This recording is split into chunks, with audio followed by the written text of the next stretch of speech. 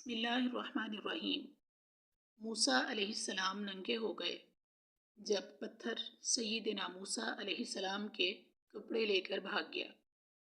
ابو ہریرہ رضی اللہ تعالیٰ عنہ نے بیان کیا کہ رسول اللہ صلی اللہ علیہ وسلم نے فرمایا کہ موسیٰ علیہ السلام بڑے ہی شرم والے اور بدن ڈھانپنے والے تھے۔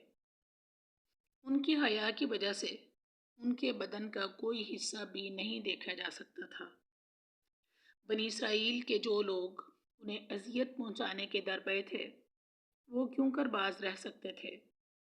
ان لوگوں نے کہنا شروع کیا کہ اس درجہ بدن چھپانے کا اہتمام صرف اس لیے ہے کہ اس کے جسم میں عیب ہے یا کوڑ ہے، یا ان کے خصیتین بڑے ہوئے ہیں، یا پھر کوئی اور بیماری ہے۔ ادھر اللہ تعالیٰ کو یہ منظور ہوا کہ موسیٰ علیہ السلام کی ان کی حفاوات سے پاکی دکھلائیں۔ ایک دن موسیٰ علیہ السلام اکیلے غسل کرنے کے لیے آئے، ایک پتھر پر اپنے کپڑے اتار کر رکھ دیے، پھر غسل شروع کیا۔ جب فارغ ہوئے تو کپڑے اٹھانے کے لیے بڑھے، لیکن پتھر ان کے کپڑوں سمیت بھاگنے لگا۔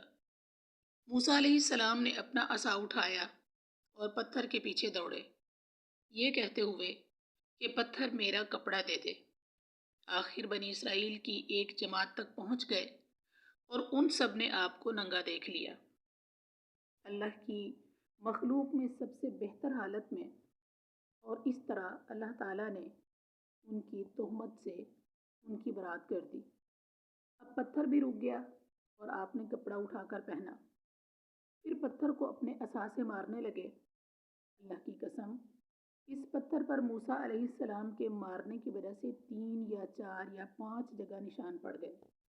صحیح بخاری، کتاب احادیث الانبیاء۔